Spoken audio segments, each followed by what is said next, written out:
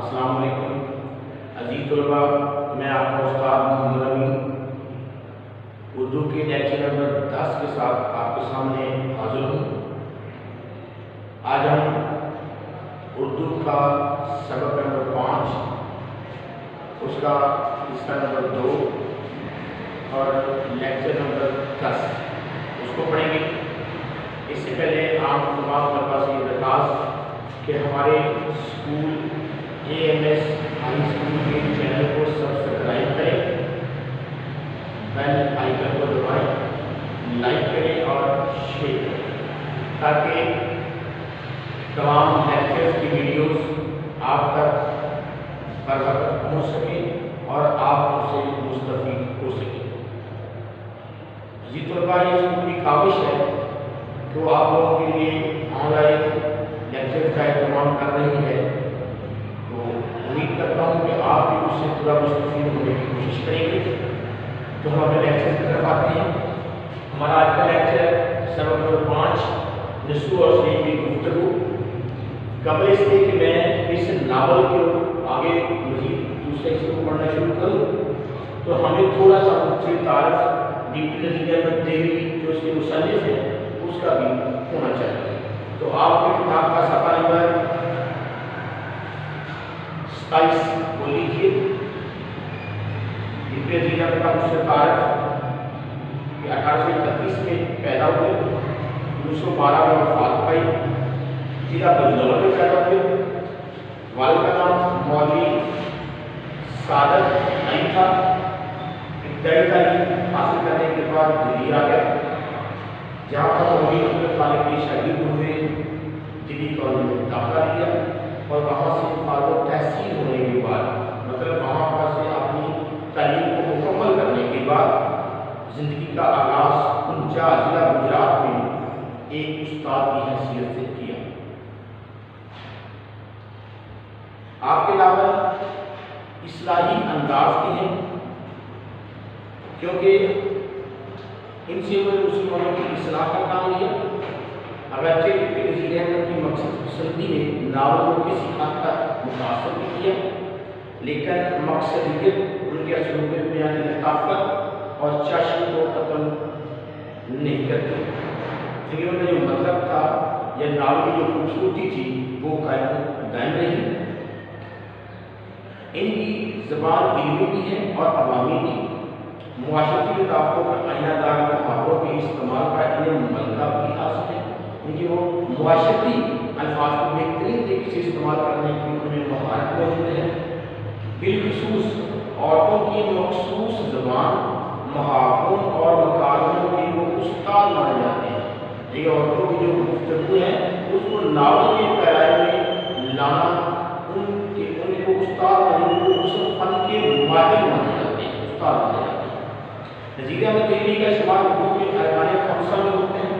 آپ اردو کے پہلے ناول نگار ہیں۔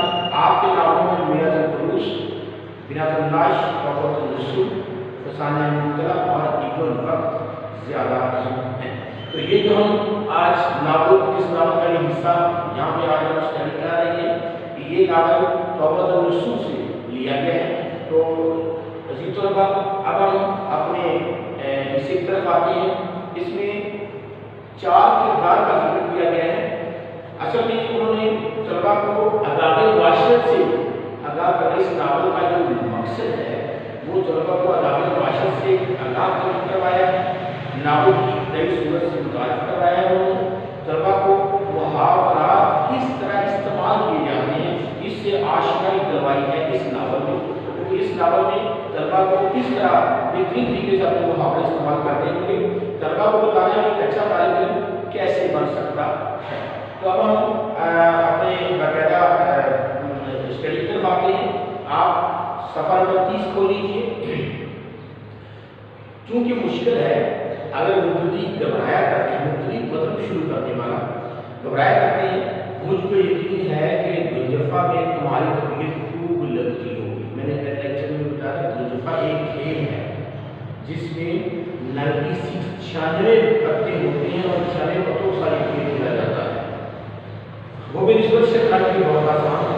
والا صاحب کہہ رہے ہیں بیٹا ہاں شکایت بھی वक्त वजीफा को ज़रा ज़्यादा नापसंद करता हूँ।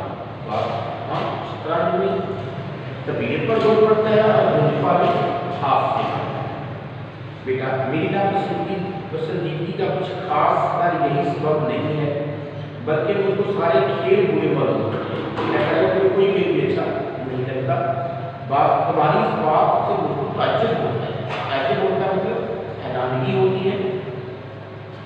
मैं तुमसे तुम्हारी नापसंदीदगी का असल सबब सुनना चाहता हूँ, क्योंकि शायद आपसे 5 या 6 महीने पहले जिन दिनों में बाहर के मकान में बैठा करता था, मैंने खुद तुमको हर तरह के खेलों में नहाए शौक के साथ शरीक होते देखा है।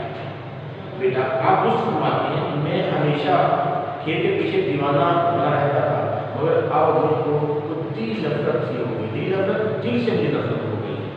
बात आगे इसका कुछ सबक पास हो। बेटा आप इसे 4 मुताबिक बगल में दावे दलील आने से देखा होगा।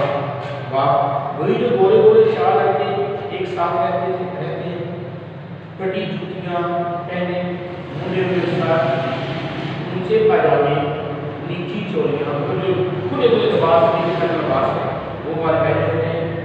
बेटा हाँ ना वही चाहता है। बाप फिर बेटा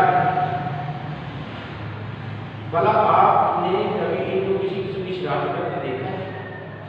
बाप कभी नहीं। बेटा जनाब कुछ अजब आदत लड़कों की है, राह चलती है तो गर्दन नीचे की हुई है, आपने से बड़ा मिल गया, जान पहचान हो या वो सलाम करते हैं, कई बरस से मोहल्ले में रहते हैं, मगर कानों कान किसी को खबर नहीं है, मतलब किसी को उनका कोई पता ही नहीं है।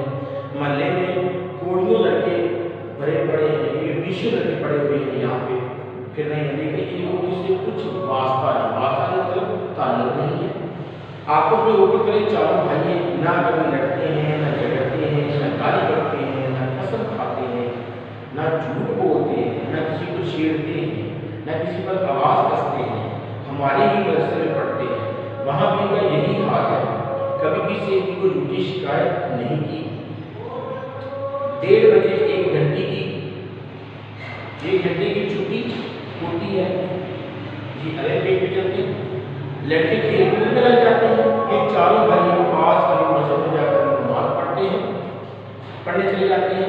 बाप भला फिर बेटा मंझला लड़का मेरा हम जमात है। एक दिन मेरा अमौत का याद था, मेरा अमौत का मतलब जो पहले सबक पढ़ा होता है वो मुझे याद नहीं था।